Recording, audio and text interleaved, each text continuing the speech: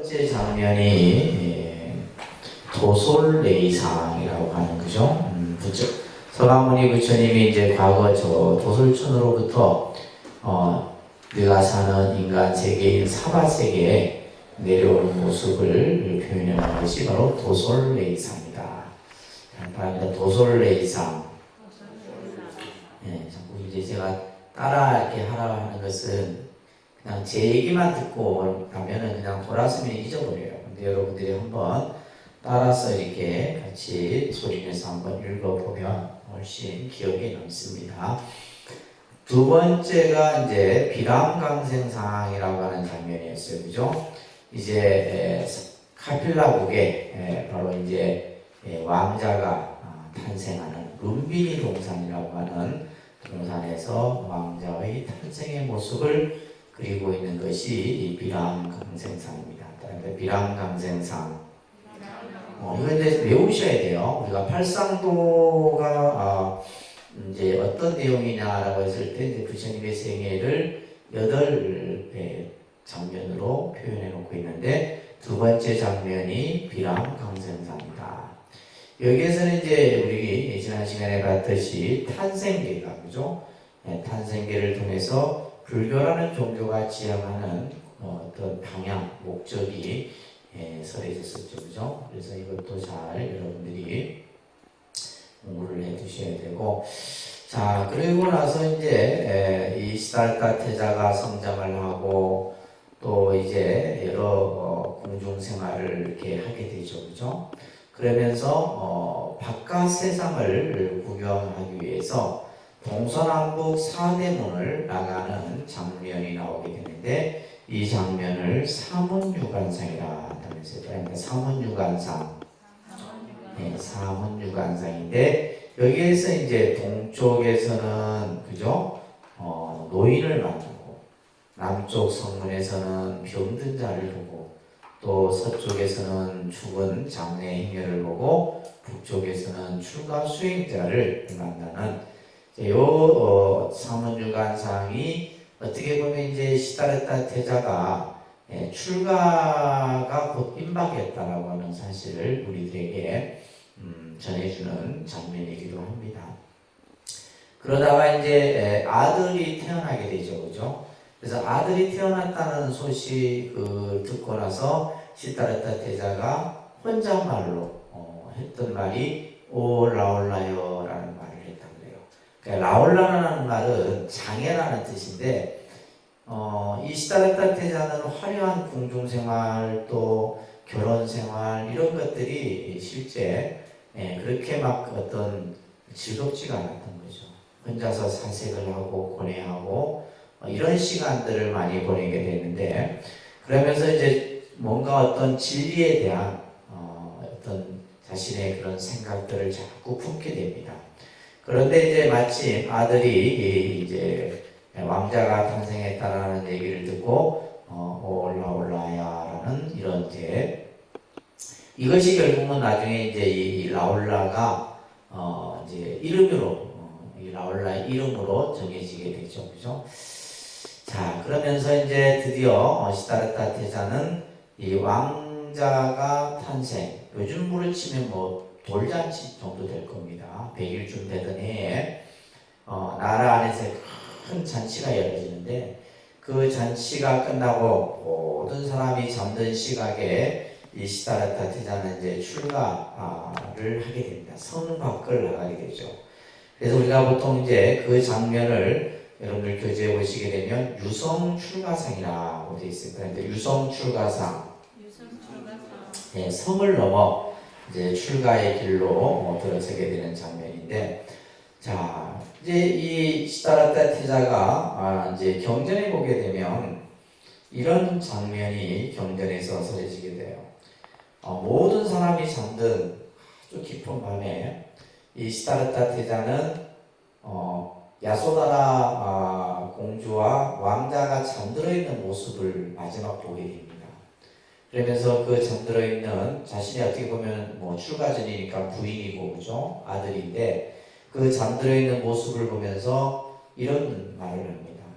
내가 이제 출가의 길로 떠나는 것은 나 혼자 혼자의 안락을 위해서가 아니라 일체 중생을 구제하기 위해서 내가 이제 출가의 길로 떠나려 한다. 내가 만약에 부처가 된다면, 깨달음을 얻어서 위대한 성자가 된다면 내가 반드시 당신과 라울라를 제도하겠다. 이런 이제 그 잠들어 있는 모습, 굉장히 아주 어떻게 보면 그 어떤 아버지로서의 어떤 모습이 그 심정이 경전에선 그대로 이렇게 표현이 됩니다.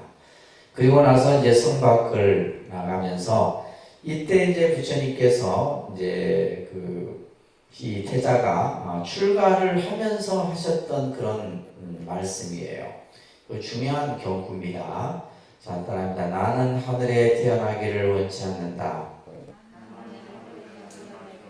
일체 중생이 생사의 윤회에 매여 고통받고 있지 않는가.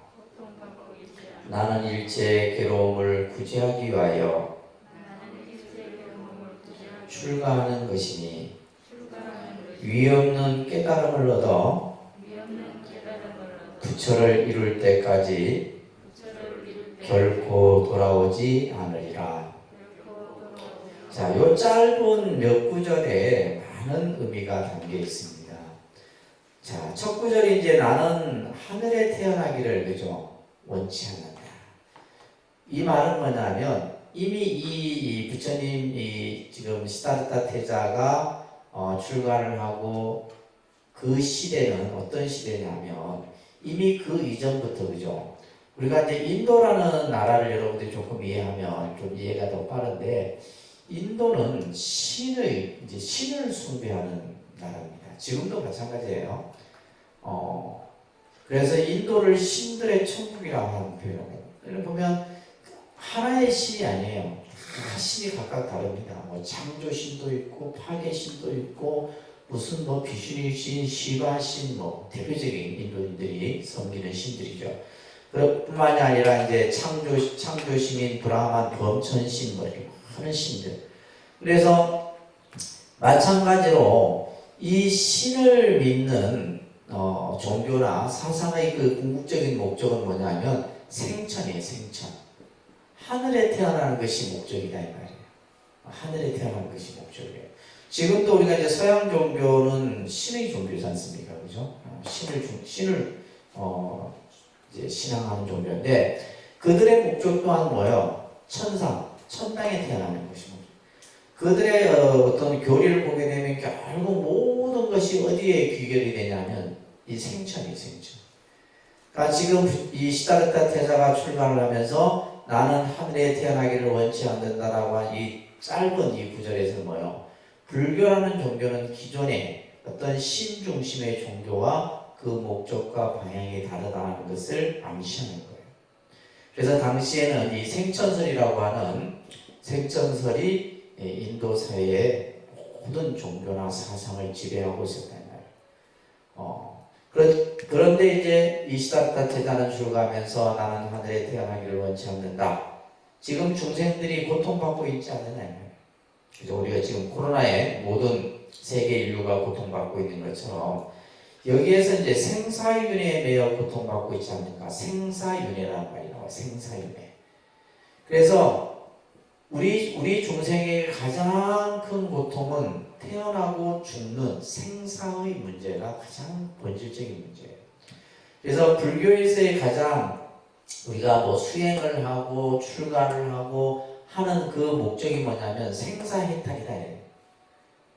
나중에 이제 우리가 뭐 스님들 같은 경우도 왜 출가를 하려고 하느냐라고 했을 때 대부분의 이제 스님들이 하는 말이 생사해탈을 하기 위해서 이렇게 질문에 대답을 해요. 그래서 이 생사의 윤회, 나고 죽음의 그 고통으로부터 벗어나고자 하는 것이다. 그러면서 나는 일체의 괴로움을 구제하기 위하여 이게 뭐냐면 출가의 목적이라고 여러분 써놓으세요. 부처님의 출가의 목적은 뭐예요? 일체의 괴로움을 구제하기 위하여. 일체의 괴로움을. 그래서 우리가 지난 시간에도 불교라는 종교는 결국 이 괴로움이라고 하는 문제를 어떻게 바라보느냐.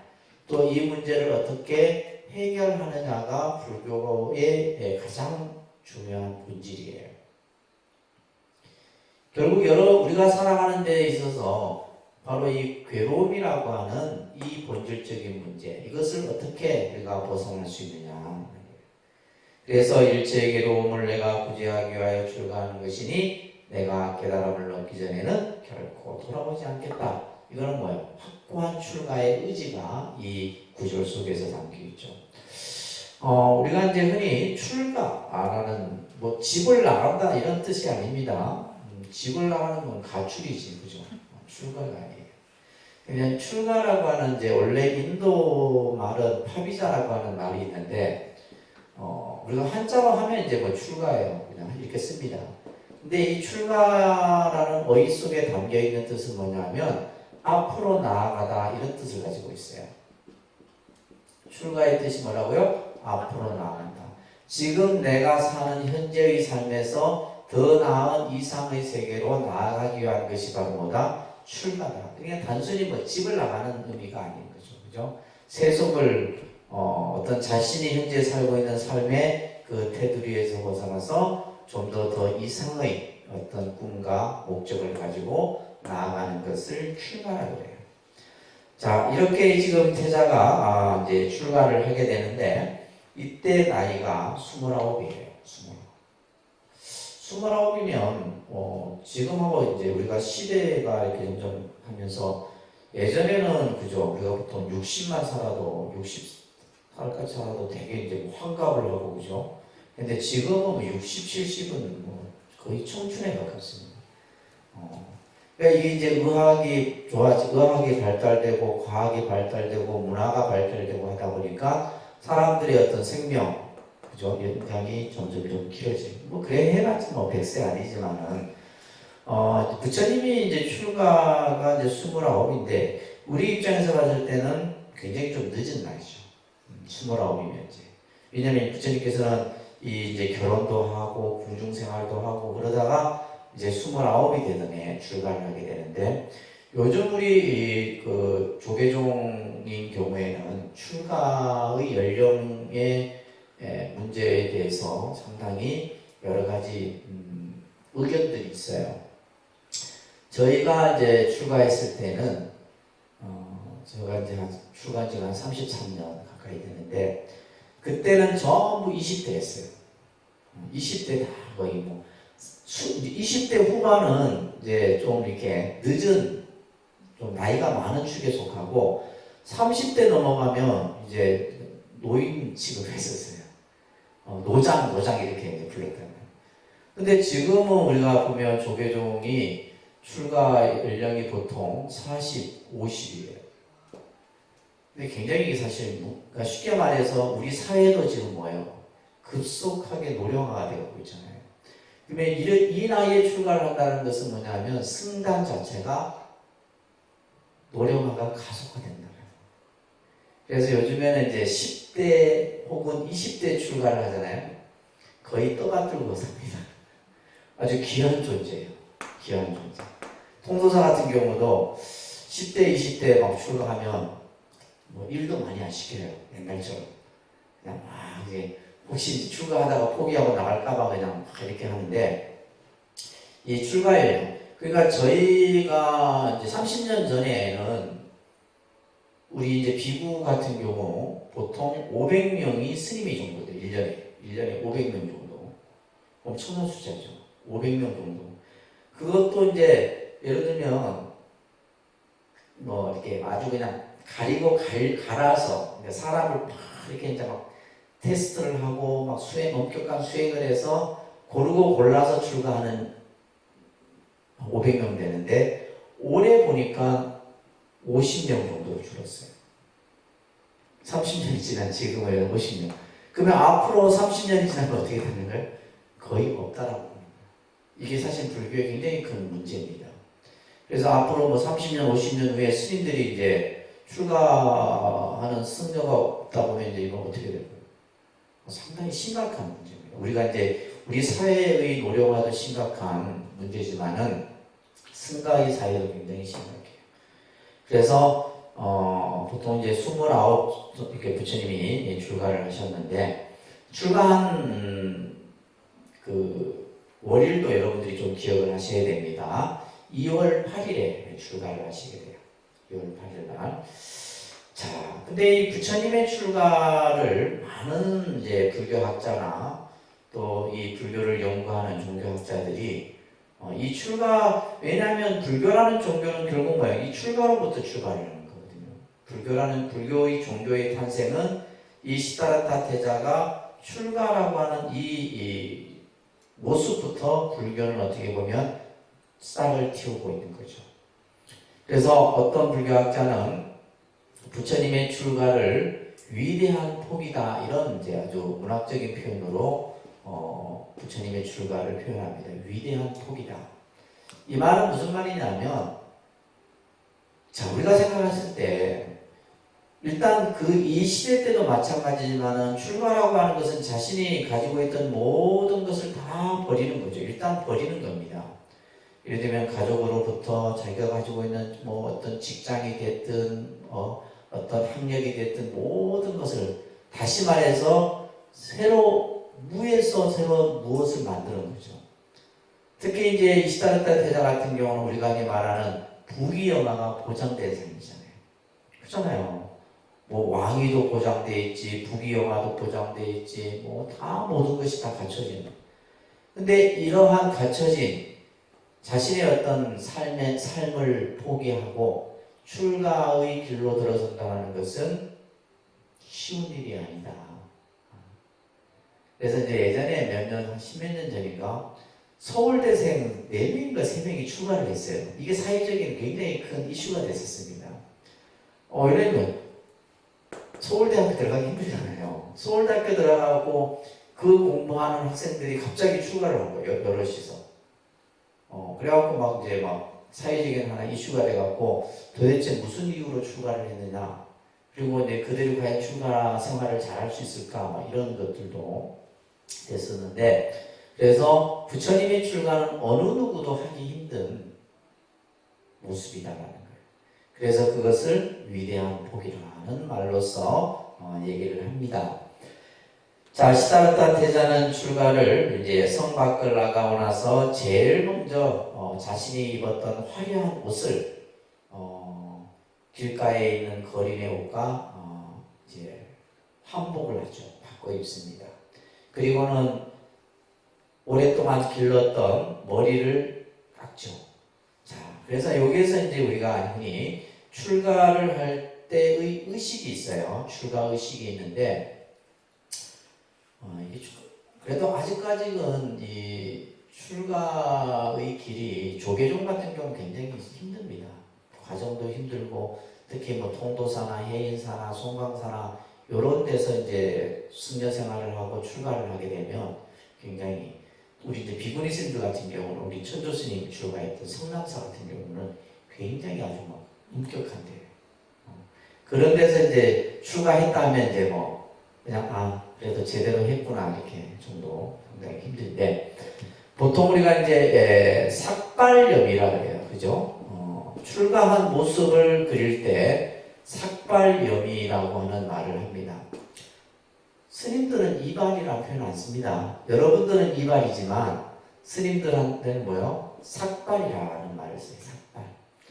그래서 지금 시다라타 태자도 자신이 길렀던 머리를 깎죠. 그죠? 이게 어떻게 보면 이제 기존의 어떤 세속의 모습에서 수행자, 고행자의 모습으로 변화하는 하나의 모습이죠. 그죠? 여러분들 불교에서 여러분들 지금 머리카락 있죠. 머리카락을 뭐라고 얘기하냐면 무명초라 이렇게 불러요. 무명초. 여러분들이 기르고 있는 머리카락을 무명초라고 해요. 무명이라고 하는 것은 뭐예요? 번뇌다 이 말이에요. 그래서 어떻게 보면 머리를 자른다라는 의미는 어떤 의미냐면, 그죠? 내 번뇌의 그죠? 풀을 자르는 그런 의미가 스님들에게는 삭발. 그래서 이제 이 삭발 날이 또 있어요. 삭발하는 날이 있습니다. 그래서 한 달에 이제 예전에 통도사 같은 경우는 2번. 그래서 금운, 보름날 이렇게 이렇게 삭발을 하게 되는데, 이제 스님들에게는 삭발이 굉장히 기분 좋은 날이에요. 삭발을 다 머리를 깎고 나면은 다시 태어나는 그런 아주 기분이 드는 날이 바로 삭발을 하고, 삭발과 동시에 뭐냐면 목욕을 같이 하는 날이에요. 삭발 목요일이라고 목요일이 따로 별도로 정해져 있습니다. 요즘에는 이제 뭐 제 생활이 편리해져서 이제 그때그때 이제 하는데, 보통 이제 옛날에는 이제 이 삭두라는 것을 가지고 머리를 이렇게, 그래서 머리 막 이렇게 삭발할 때 보면 이제 수행을 하다가 이렇게 막 상기가 되고 이런 스님들이 있어요. 그러면 막 삭발할 때 보면 다 터져요. 머리에서 피가 막 절절히 흐르고 하는데, 그래서 이제 보통 우리가 이제 머리를 이렇게 머리카락을 자르고 나면은 이 삭발 목요일이 스님들에게는 또 이렇게 아주 특별한 공양을 하는 날이 또 삭발 목요일이에요. 그래서 여러분들이 간혹 통도사 이런 데 삭발 목요일 날 혹시 절에 가서 공양을 하게 된다는 특식이 나와요. 절에 뭐 특식하면 뭐 있겠어요? 요즘에는 또 이제 음식 문화가 또 많이, 통도사 같은 경우는 요즘에는 뭐 치즈도 나오고 그래요. 치즈 같은 것도 나오고 이제 또 요즘에 뭐 대만 저런 데서 이제 그 했는 뭐 이렇게 육고기 같이 생긴, 근데 이 고기는 아니고 고기의 질감이 느껴지는. 저 같은 개인적으로 별로 안 좋아해요. 근데 우리가 출가했을 당시에 이제 삭발 목요일에 보면 제일 스님들이 좋아하는 것이 두부, 버섯, 이제 버섯으로 탕수육을 만든 버섯 탕수육, 뭐 잡채, 또 스님들이 좋아하는 게 김 이런 것들. 근데 이런 이제 것들은 그 당시 뭐 30년 전에는 쉽게 먹을 수 있는 음식이 아니에요. 그러니까 한 달에 한두 번 정도 탁 나오는. 그리고 이 삭발 목요일에는 뭐가 또 꼭 나오냐 하면 찰밥이 나와요. 찰밥. 평상시는 그냥 밥이, 여러분들 절밥 드셔보시면 아시지만 밥이 그냥 뭔가 이렇게 좀 찰지지 못해요. 절밥이 그래요. 그래서 먹고 나면 배고픈 겁니다. 먹고 돌았으면 배고파요. 절밥은. 근데 이날만큼은 찰밥이 나와서, 찰밥이 그냥 찰밥이 아니라 뭐 여러 가지 이제 견과류 하고 막 하면서 되게 맛있습니다. 그래서 그 찰밥이 나오는 이유가 뭐냐면, 머리를 깎게 되면 옛날부터 골이 빈다 그래요. 그래서 골을 채우는 의미에서 찰밥을 이제 스님들에게 제공이 되는데, 그래서 이 삭발, 그래서 이제 옛날 스님들이 항상 이런 말을 하죠. 아침에 일어나서 제일 먼저 하는 것이 뭐냐? 머리를 만지는 거. 깎은 머리를 만지면서 내가 수행자구나라는 것을 새롭게 인식도 하고 하게 됩니다. 그래서 처음에는 지금 여러분들 머리가 있어서 이제 그죠? 근데 스님들은 보면 이 깎은 머리 치고 이 정도 얼굴이면 잘생긴 얼굴이에요. 실제 그렇습니다. 여러분들, 근데 이게 처음에 깎으면 진짜 촌스러워요. 모든 사람이 다 촌스럽습니다. 근데 이제 스님 생활을 뭐 10년 하고 20년 하고 30년 하면 딱 그 머리 모양이 스님 딱 모습으로 딱 만들어져요. 처음에 여러분들 머리 같은 거, 머리가 있으니까 이제 잘 표가 안 나는데 보면 막 짱구 머리도 있고 막 머리가 뒤틀린 머리도 있고 그래요. 근데 스님 생활을 해가면서 그 머리들이 싹 발라져요. 희한하죠. 희한해요. 자, 그리고 이제 또 하나가 염인데, 염인은 물들인 옷이죠. 그죠? 물들인 옷이에요. 보통 이제 우리가 옛날에는 우리 이 민족을 백의 민족이라 해서, 뭐 조선시대나 평민들이 주로 입었던 옷이 이제 흰 옷이에요. 흰 옷이고, 뭐 저고리, 적삼, 이런 형태의 옷이죠. 그죠? 근데 이제 우리가 이제 보면 이제 뭐 중국이나 일본이나 다 스님들의 옷의 디자인이나 그런 색깔이 다 달라요. 근데 우리 한국 불교에 와서는 이제 스님들의 옷을, 그러니까 시다르타 태자도 뭐냐면 화려했던 태자의 옷을 벗고 수행자의 옷을, 그러니까 남루하고 거친 옷을 입은 거죠. 그래서 그런 연유에서 이제 세속의 옷과 다른 옷이 이제 물들인 옷이다 해서 염이라고 합니다. 그래서 우리가 이제 색깔, 여러분들 이제 물감 같은 걸 다 여러 물감의 색깔들을 다 풀어서 이렇게 딱 해보면 딱 한 색깔이 나오는데 그게 바로 회색, 잿빛 색깔이에요. 모든 색깔을 섞으면. 그래서 이제 한국 불교 같은 경우는 스님들이 회색 승복을 입는 이유가 바로 이 흰 옷에다가 물을 들이는. 그래서 예전에는 스님들이 한 달에 한 번 꼭 그 장작에 불을 떼서 옷에 물을 드리고 했었어요. 옛날에는 보면 우리 거사님들 아시는 뭐 쌍방울 뭐 이런 거 이렇게 그 이제 안에 있는 속옷 같은 거 전부 흰색깔이었죠. 요즘에 칼라 그리고 나서 한 10년 지나고 나서 이제 칼라들이 조금씩 나오기 시작해서 요즘에는 뭐 다양하잖아요. 그죠? 옛날에는 전부 네이가 흰 옷이었어요. 그러니까 그걸 전부 막 수물로 물들이고 숯으로 물을 들이거나 먹물로 물을 들여서 그래갖고 이제 스님들 삭발 목요일 되면 그냥 먹물 들이는 옷들이 막 그냥 쭉 빨래대에 쭉 장관이지 장관. 네, 그런 모습들도 있는데 요즘엔 이제 그런 모습도 없죠. 왜냐하면 전부 컬러풀하게 나오니까 뭐 회색 옷도 회색 그런 색깔도 잘 나오고 하니까 그죠? 자 그래서 이제 이 시다르타 태자의 출가에 요 내용과 더불어서 요즘 스님들의 삶의 설명을 조금 드렸습니다. 자 그리고 나서 시다르타 태자는 고행의 길로 들어서죠.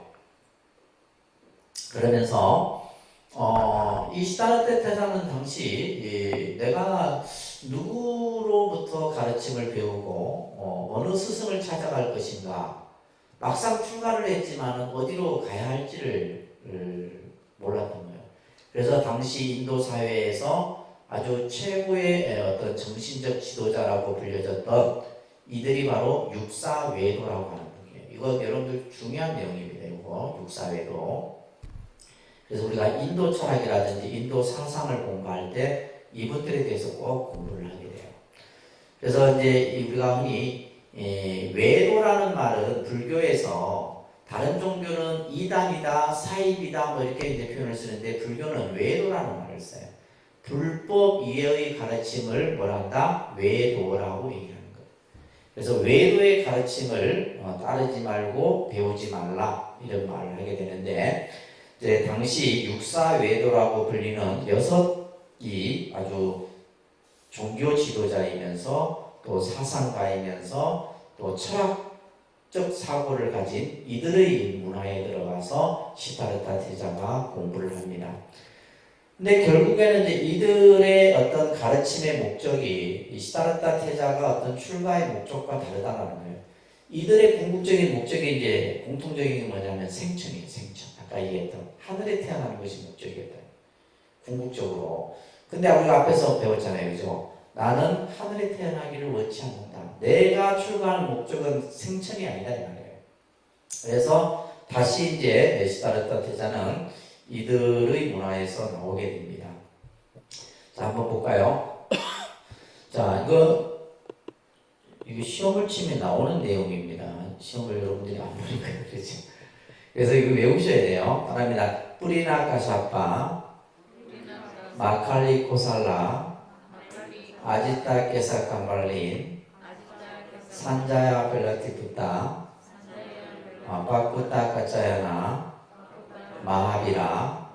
이제 이 아주 중요한 인물들이에요. 자, 첫째 보시면 뿌리나 카샤파는 도덕 부정론자예요.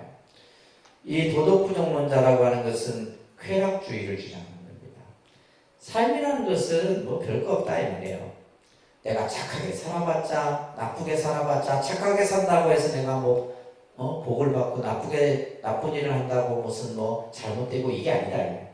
내가 하고 싶은 대로 여러분들이 하고 싶은 대로 살아라. 그래서 이것은 쾌락주의입니다. 인과응보를 부정해요. 인과응보를 부정해요. 인과응보는 뭡니까? 내가 선한 일을 하면 선한 과보를 받고 나쁜 짓을 하면 나쁜 과보를 받는 게 인과응보잖아요. 그죠? 이 인과응보 자체를 부정하는 겁니다.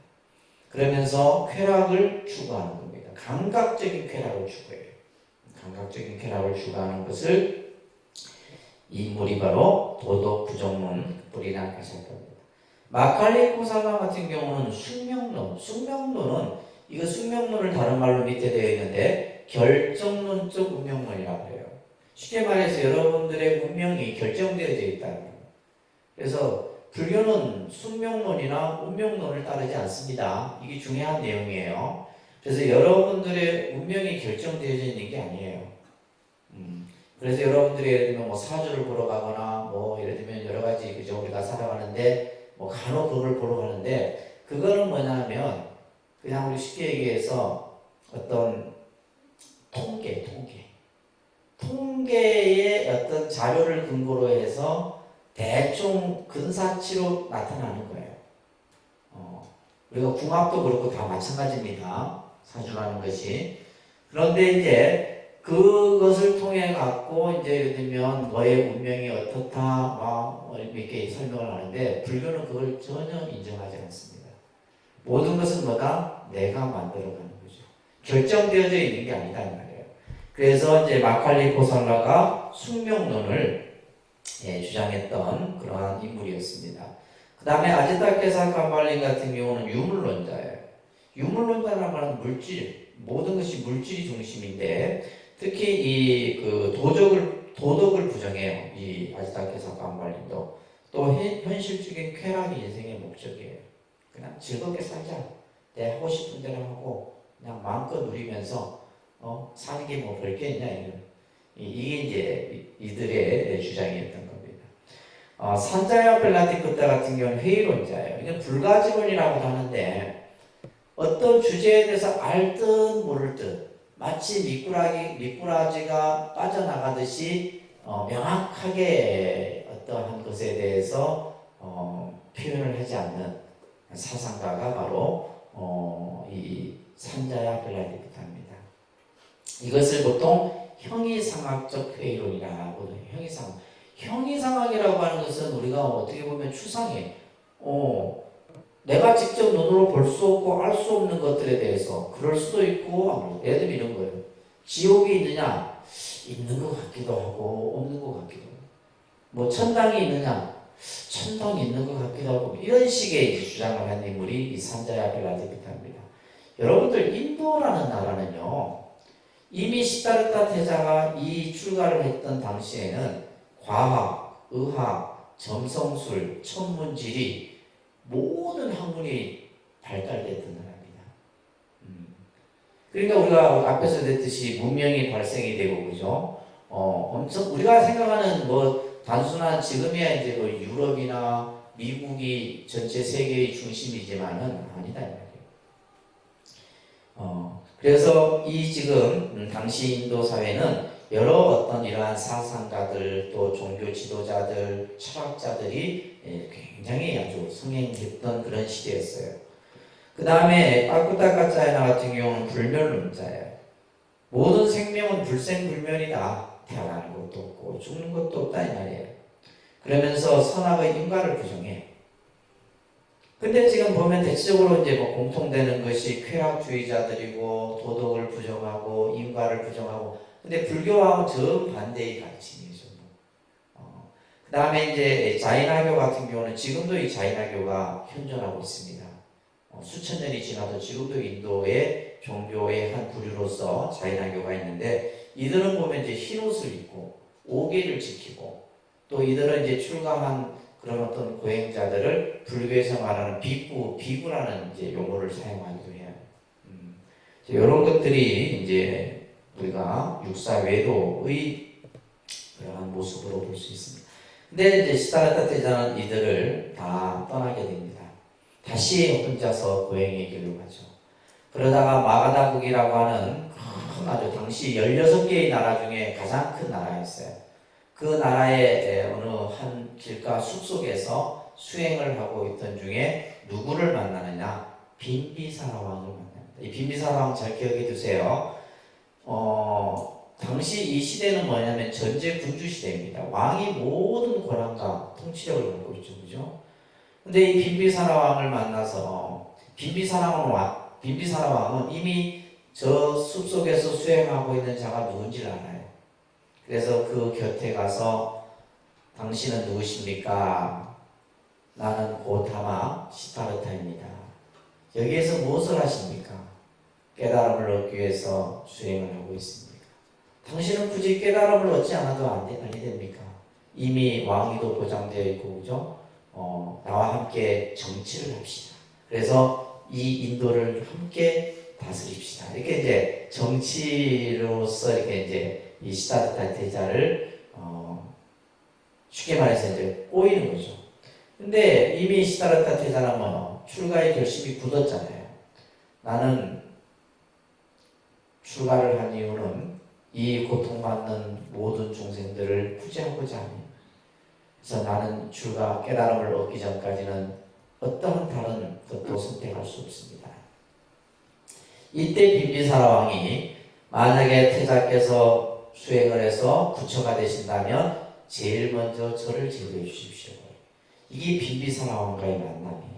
우리가 살다 보면 누구를 만나느냐에 따라서 뭐 기회도 생길 수 있고, 그죠? 내 삶이 변할 수도 있는데, 이 시다르타 태자가 빈비사라 왕을 만난 계기는 나중에 엄청난, 그러니까 불교가 인도 사회에서 급속도로 커나가는데 중요한 역할을 하게 돼요. 그래서 최초의 우리가 사원인 중림정사를 빈비사라 왕이 나중에 헌납을 하게 되죠. 최초의 사원입니다. 그래서 중림정사라는 절이 있어요. 그래서 이제 빈비사라 왕을 만나고 이제 헤어져서 다시 니련사나, 여기서 말하는 나이란자강이라고 하는 니련사나 강가에 이제 다시 자리를 옮기게 되죠.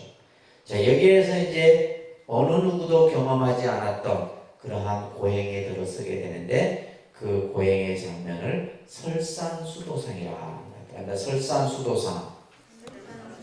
부처님이 뭐 눈 속에서 수행한 게 아니에요. 눈 속에 설산이라고 하는 의미는 그만큼 고행의 어떤 상징적인 의미가 담겨 있는 거예요.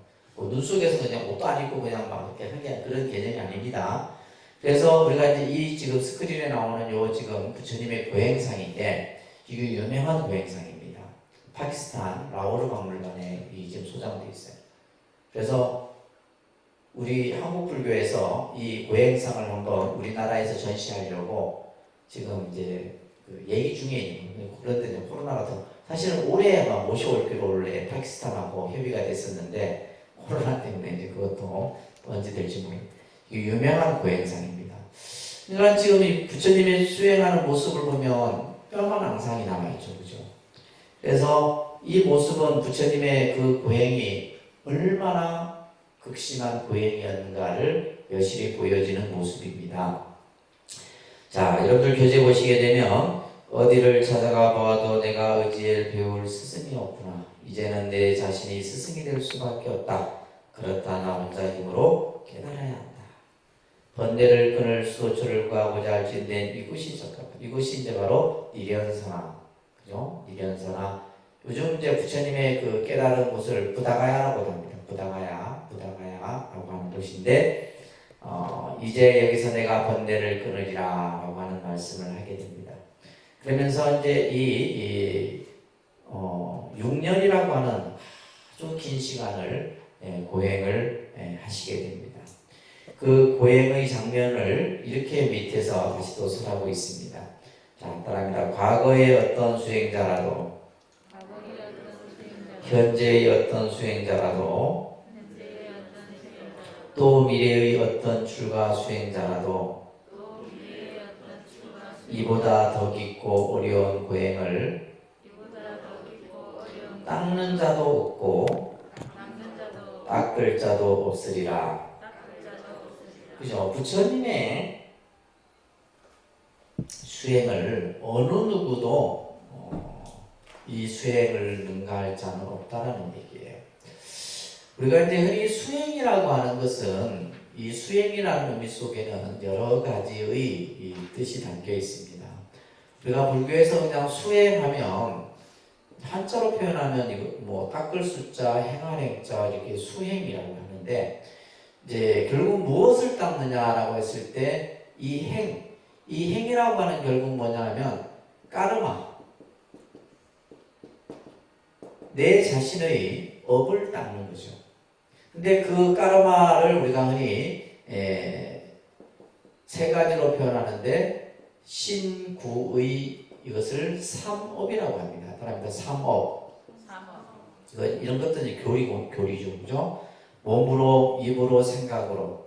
그러니까 우리는 이 행위를 하면 합니다. 근데 이 행위가 때로는 뭐 좋은 행위의 형태로 나타나기도 하지만은, 때로는 이 행위가 나를 고통스럽게 하고 괴로움에 빠지게 하기도 한다는 거예요. 그것을 이제, 그죠? 올바르게 닦아가는 것이 바로 수행이죠. 그래서 우리가 수행이라고 하는 것은 신구의 사목을 닦는 것이 수행이에요. 근데 우리는 이제 거꾸로 생각하죠. 예를 들면 절을 수행한다. 절수행. 절하는 것이 수행이냐? 아니에요. 절을 통해서 뭐가 닦여져야 돼요? 신구의 사목이 닦여져야 돼요. 우리가 예를 들면 경을 본다. 경을 보는 게 수행이 아니에요. 경을 봄으로써 뭐 해야 된다? 신구의 사목이 닦여져요. 근데 우리 이제 절에 이렇게 신앙생활하는 분들이 보면, 그러니까 뭐가 주고 뭐가 본질을 모르는 거예요.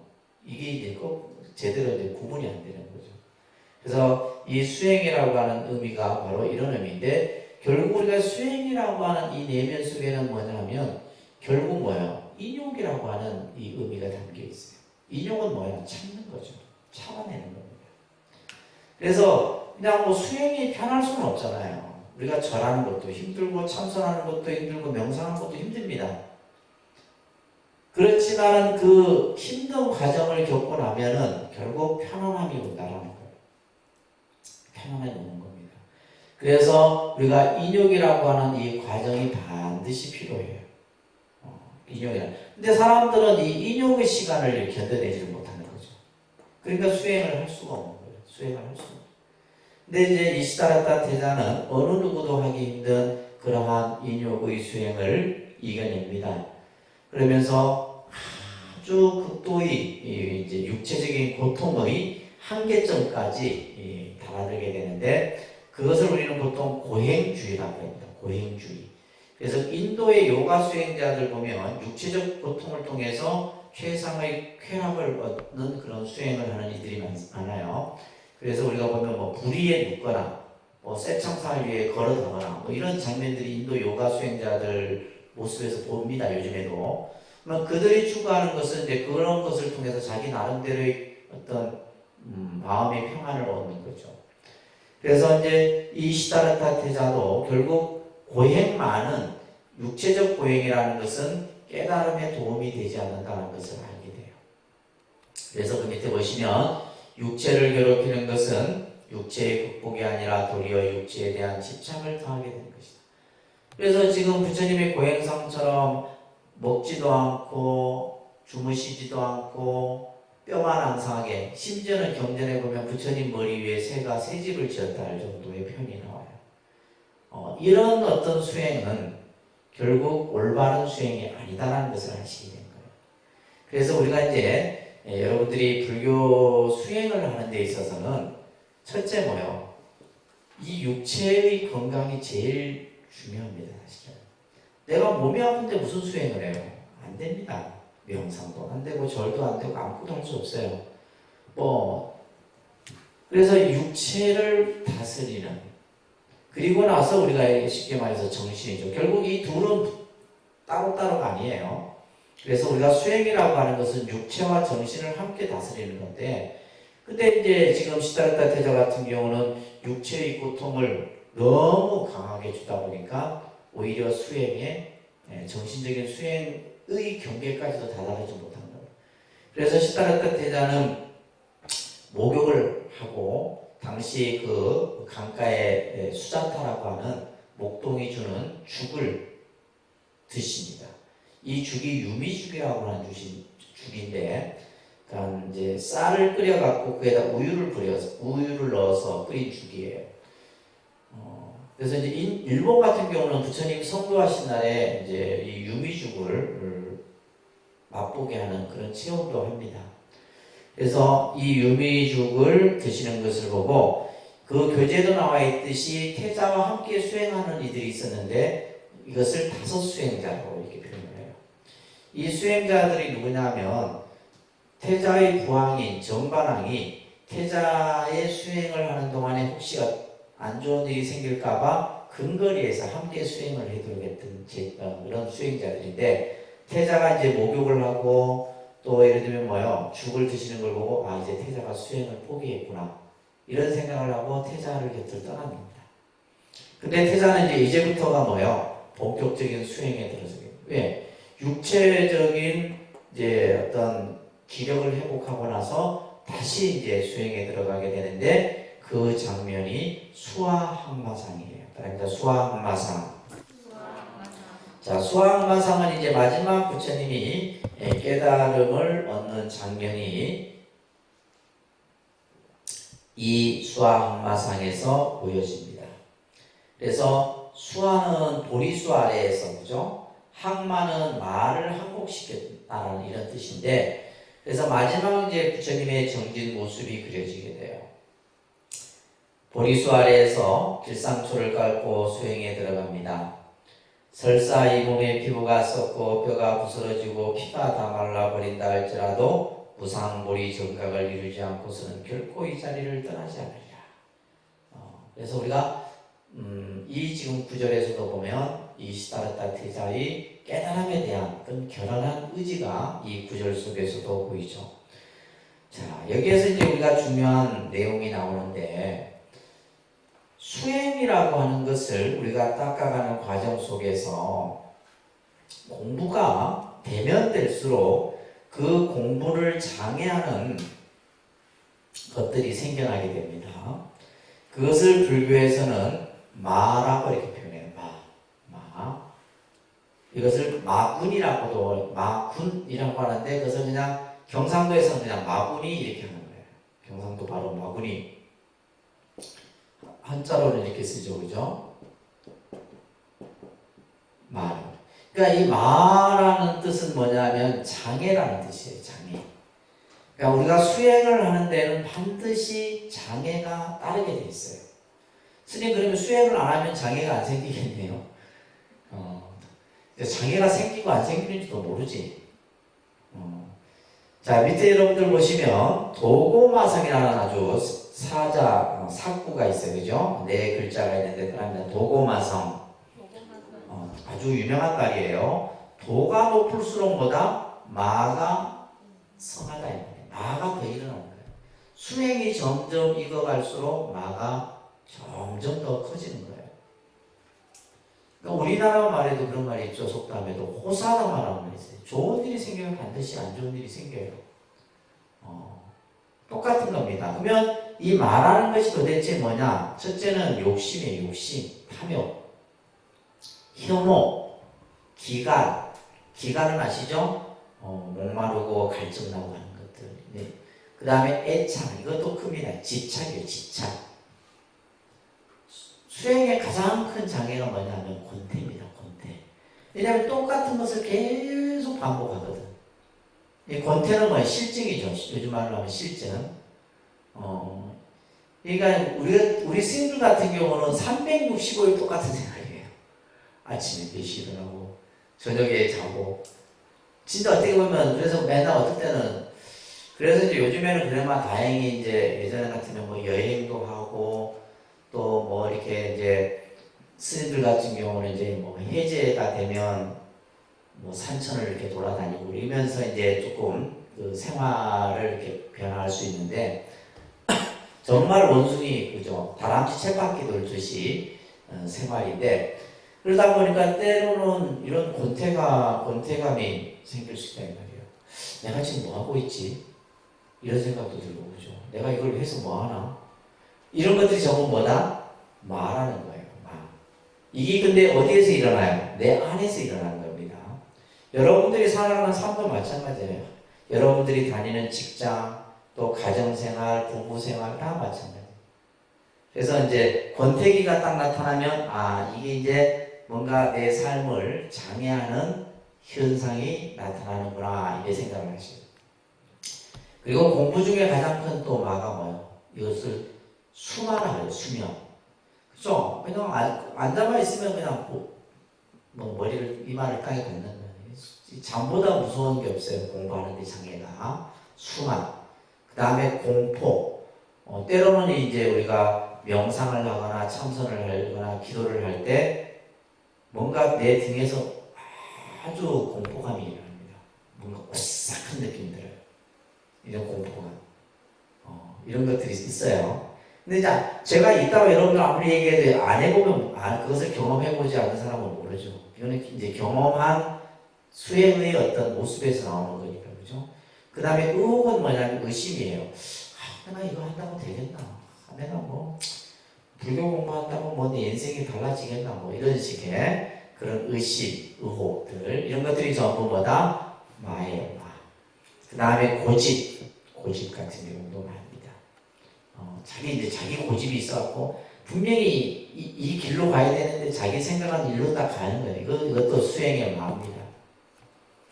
이해도 우리가 흔히 수행을 하는 데 있어서 마가 몇 가지가 되느냐? 84,000가지가 돼요. 그래서 84,000 번뇌라는 겁니다. 그래서 마라고 하는 것은 결국 뭐예요? 장애고 장애라고 하는 것은 결국 번뇌예요, 번뇌. 그러니까 우리가 이제 수행을 통해서 이 마를 하나하나 조복시키는 거죠. 내 마음 안에서 일어나는 욕심, 분노, 시기, 질투, 권태 이런 것들을 전부 뭐예요? 다스려가는 거죠. 근데 이것이 이제 아까 얘기했듯이 수행이 점점 더 커질수록 이것이 점점 더 일어나는 거예요. 그러다가 어느 순간 이것이 싹 가라앉아요. 예를 들면 스님들이 참선을 하는데 50분 참선하잖아요. 50분 참선하면 45분은 뭐예요? 마와의 싸움이에요. 그러면 실제 내가 아주 편안한 선정에 드는 시간은 5분밖에 안 돼. 그러면 45분 동안 막 그냥 끊임없는 생각들이 일어나요. 그 수많은 평상시는 생각도 안 일어나는 생각들이 일어난다 이 말이에요. 그것이 전부 우리가 이러한 어떤 마의 현상들이다. 근데 이제 시다르타 태자도 수행이 점점 이제 높아지니까 이러한 마왕 파순이라고 하는 파피아스라고 하는 마가 이제 수행을 못하도록 이렇게 하는 겁니다. 그러다가 마지막에 이제 이 마를 항복시키겠죠. 그러면서 태자는 선정산매에 들어가게 되는데, 자, 초선, 2선, 3선, 4선 이것을 사선정이라고 해요. 혹시 이제 명상을 배우는 분들 같은 경우는 이런 내용들을 선을 공부할 때도 이런 내용들을 배웁니다.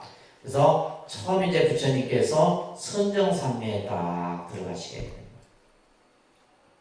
이제 깨달음의 장면을 지금 이제 설명하는 겁니다. 그리고 초야에 이제 아직 어둠이 이제 막 들어설 무렵에 시다라타 태자는 천왕통을 넣게 돼요. 중야에 이르러서 한 밤 11시, 12시쯤 되게 되면 숙명통을 통하게 되고, 후야, 새벽에 이제 좀 됐을 때 삼명육통을 성취하게 됩니다. 그래서 시다르타 태자가 보리수 아래에서 저 하늘에 아주 밝은 샛별이 반짝이는 그 순간에 대오를 성취하셔서 우리가 부처님이 되시게 되는 거예요. 이 장면이 그렇게 그려집니다. 그래서 새벽 동쪽 하늘에 샛별이 반짝이는 순간 대광명이 우주를 감싸고, 그죠? 인생의 근본 이치를, 또 세상의 삶의 지혜를 깨닫게 되시는 거예요. 그에 보시게 되면 삼명육통이라고 하는데, 그 여러분들 이제 육통을 다른 말로 육신통이라고 합니다. 이것도 외워두셔야 돼요. 다른 게 육신통. 우리가 신통이라고 하는 것은 불가사의한 힘을 신통이라고 그러죠. 신통이라고 그래요. 그래서 타신통은 뭐냐면 상대의 마음을 그냥 다 알아봐요. 여러분들이 무슨 생각을 하고 있는지 그냥 보는 순간 딱 알아요. 타신통입니다. 신족통은 뭐냐면 한 걸음의 천리를 가는 것이 신족통이에요. 지금 내가 이 자리에 있으면서 이미 벌써 뭐요? 내 몸은 저 서울로 가 있는 상황. 이게 신족통이라고 해요. 천리통은 말 그대로 뭐요? 천리 밖에 있는 소리를 듣는 거죠. 천왕통은 멀리 있는 곳을 다 보는 것이고, 숙명통이죠. 예. 숙명통은 뭐냐면 여러분들 과거의 전생을 전부 알아요. 누진통은 이제 부처님만이 얻을 수 있는 신통인데, 모든 번뇌가 다 소멸된 신통을 누진통이라고 해요.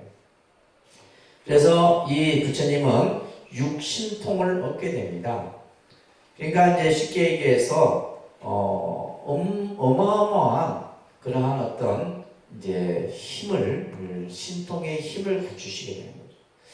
우리가 보통 이제 신을 중심으로 하는 종교들이 보면 그 신이 가지고 있는 절대성을 강조를 합니다.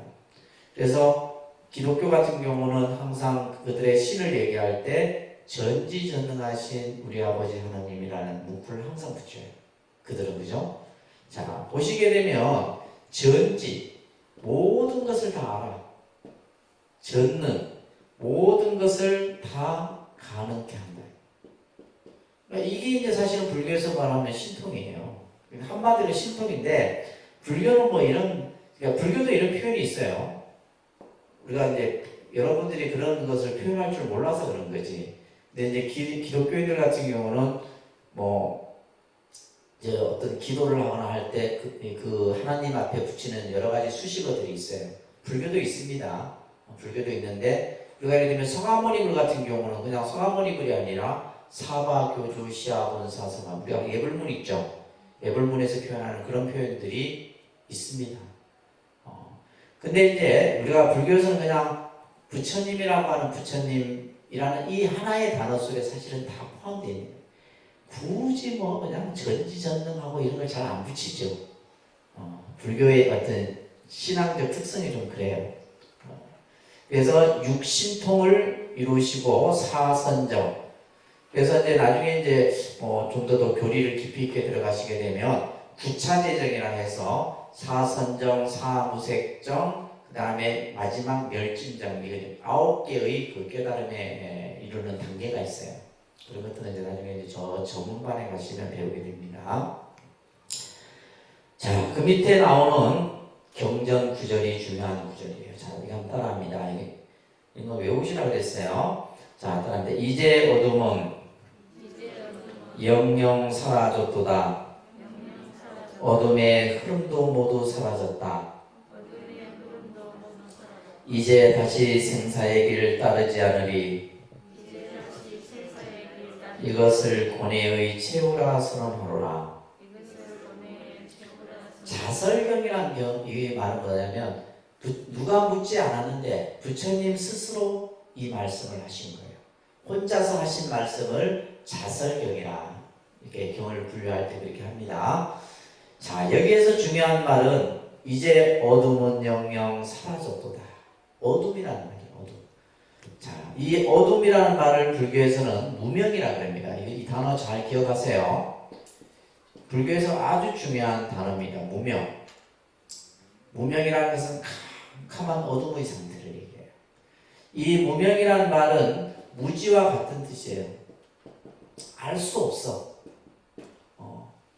그래서 우리가 중생들이 왜 생사윤회에 매여 고통받고 있느냐? 바로 이 무명으로 인해서.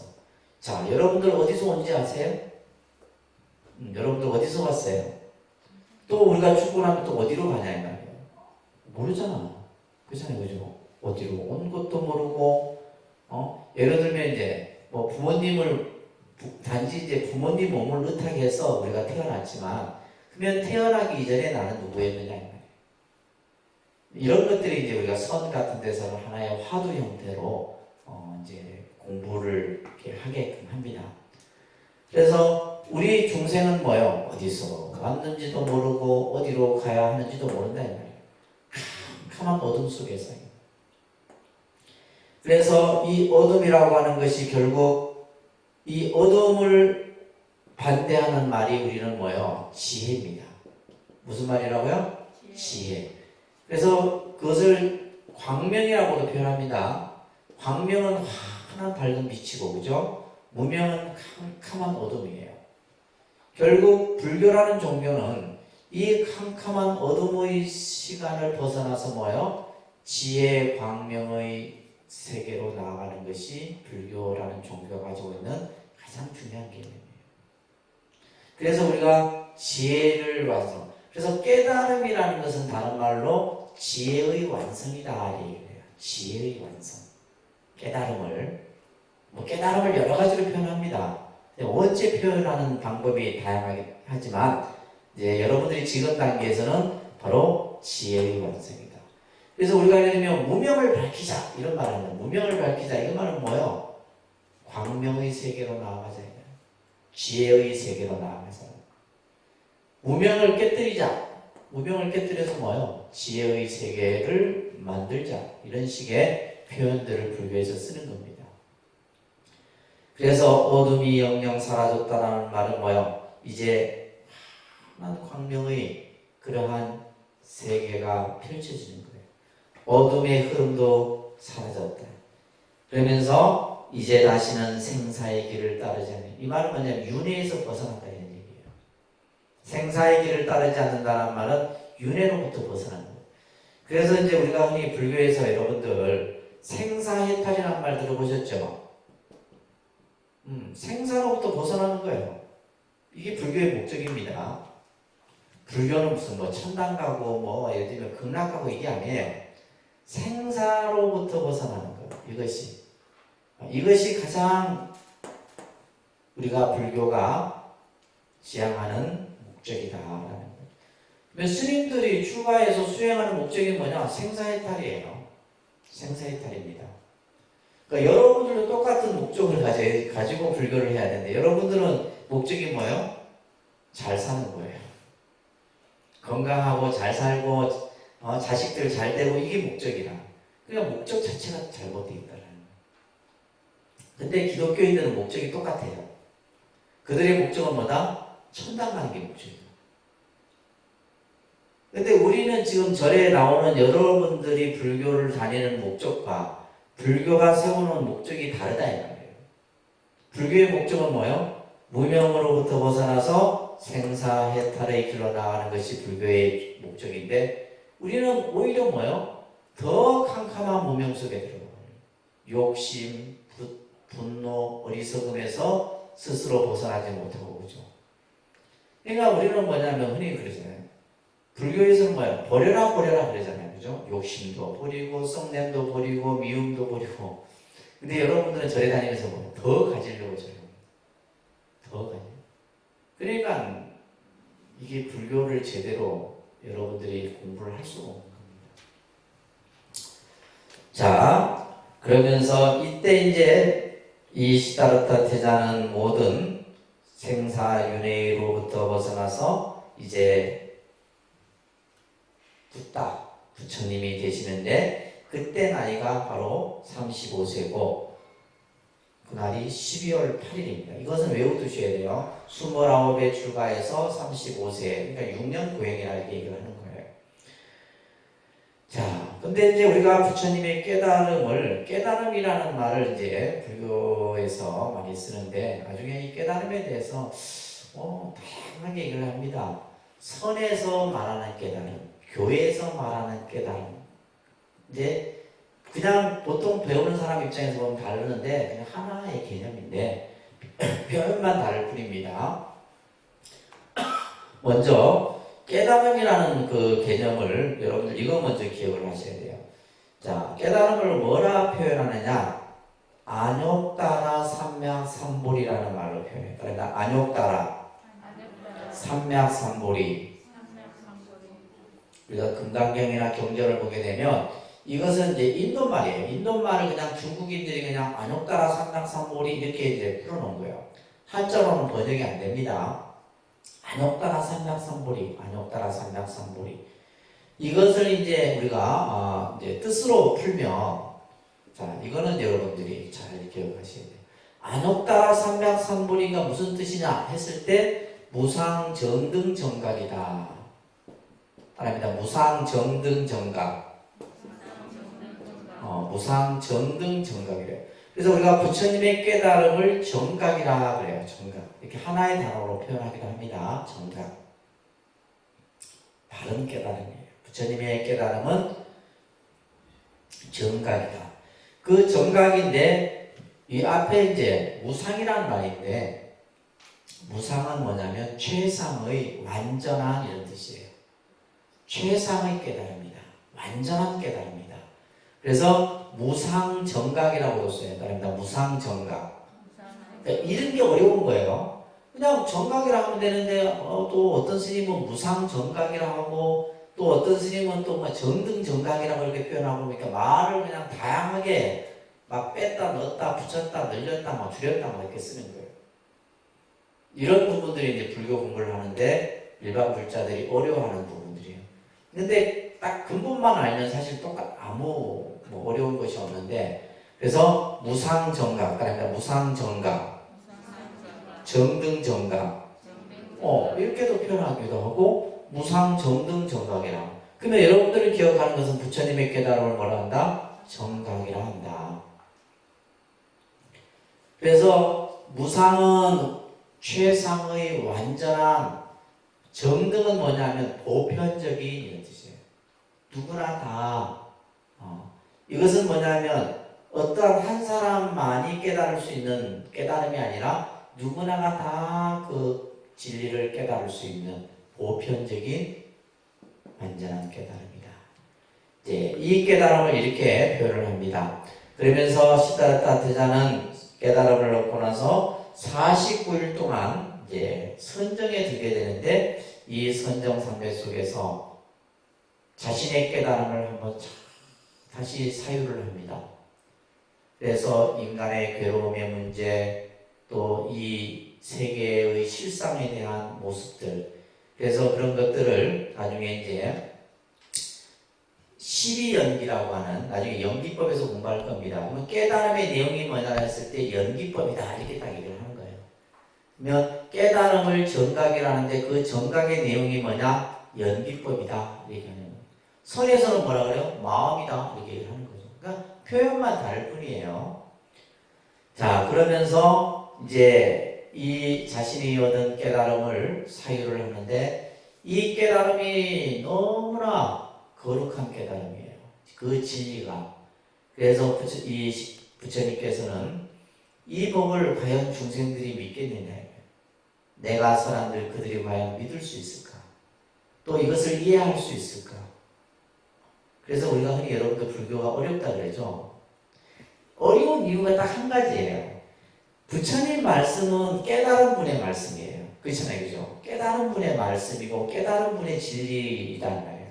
근데 우리 같이 어리석은 중생들이 그것을 지식으로 이해하려고 하니까 이해돼요? 이해 안 됩니다. 그냥 어렵다 쉽다라는 개념을 가지시면 안 돼요. 이것을 예를 들면 우리가 그냥 뭐 어떤 지식의 입장에서 보면 어렵다 쉽다라고 구분할 수 있지만은, 이것은 이제 깨달은 분의 말씀이고 그것은 진리의 세계다 이 말이에요. 그래서 단순히 내가 가지고 있는 지식으로 헤아리려고 하면 안 되는 겁니다. 그래서 부처님께서는 자신이 깨달은 그 진리를 설하지 않으려고 했어요. 그런데 여기에서 이제 중요한 장면이 나옵니다. 어떤 얘기가 나와요? 자, 여기 보시면, 자, 이 탑이 이제 부처님 성도지에 부다가야라고 하죠. 부다가야에 있는 마하보디대탑이에요. 이 마하보디대탑이 어마어마합니다. 근데 이 탑이 모래에 묻혀 있었어요. 원형 그대로. 그것도 대단하죠.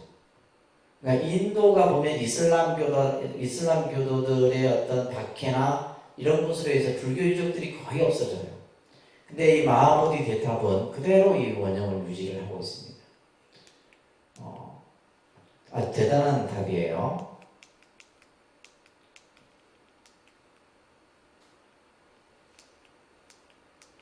자, 그거 보시면서 요 지금 이 나무가 그 부다가야에 있는 이 마하보디 대탑 옆에 있어요. 이제 시다르타 태자가 수행을 했던 보리수아래에서 수행을 했던 그 자리입니다. 여기에 보면요, 그러니까 12월 8일을 부처님이 성도하셨잖아요. 그러면 지금 이제 지금 코로나 때문에 뭐 인도도 지금 굉장히 코로나 확진자들이 급증하는데 세계 각국에서 수십만 명이 모입니다. 이 부다가야에. 그래서 뭐 유럽 사람들, 뭐 예를 들면 티베트, 중국, 일본, 대만, 한국 어마어마한 사람들이 이 12월 8일 성도제 해서 그 며칠 전부터 해서 모여갖고 기도하고 수행하고 이런 장면들을 볼 수 있어요. 그래서 이 부다가야라고 하는 곳이 이제 우리가 어떻게 보면 기독교인들은 예루살렘이 최고의 성지듯이 우리 불교에서는 이 부다가야 부처님 성도지가 최고의 성지죠. 자, 이 범천왕이 이제 등장을 하게 되는 장면이 나오는데, 자, 우리가 앞에서도 얘기했듯이 인도는 신의 종교를, 그죠? 한두 개가 아닙니다. 많은 신들을 숭배하는데 그들이 생각하는 창조신이 바로 뭐예요? 범천이에요. 하늘의 신이 된 말이에요. 이 하늘의 신이 부처님께 법을 설해 줄 것을 청했다. 이 장면은 무엇을 의미하는 거예요? 하늘의 신이 나타나서 부처님에게 중생들에게 법을 설해 줄 것을 3번 간청을 해요. 이것은 불교라는 종교는 신의 위에 있는 종교다라는 것을 나타내는 거예요. 그러니까 신이, 그들이 믿는 창조신인 범천이 부처님께 무릎을 꿇고 법을 설해 줄 것을 3번을 청합니다. 그러면서 그것을 이제 받고는 부처님께서, 그 밑에 나와 있는 구절은 진짜 중요한 구절이에요. 이거는 뭐 여러분들 이 안에 어마어마한 설법들이 담겨 있습니다. 자, 한번 들어볼까요? 같이 한번 따라서 큰 소리로 같이 읽습니다. 중생들의 금기는 각각 다르리라. 물속에 비어나는 연꽃에 더러움이 물들지 않듯이 더러움 속에서 헤매는 중생들이라도 모두 헤어날 수 있으리라. 제각기 금기에 따라 법을 설하리라. 하늘의 신이여, 그대의 청을 받아들여 내 이제 검노의 문을 여노니 모든 세상의 중생들아, 귀 있는 자는 들으라. 낡은 믿음을 버리고, 라고 하는 이 구절이 경전에 쓰여지는데, 이 경전의 구절이 매우 중요한 거죠. 우리 지금 현수맘에도 귀 있는 자는 들으라, 낡은 믿음을 버리고 라고 제가 표를 써붙여놨죠. 그죠? 자, 이 내용은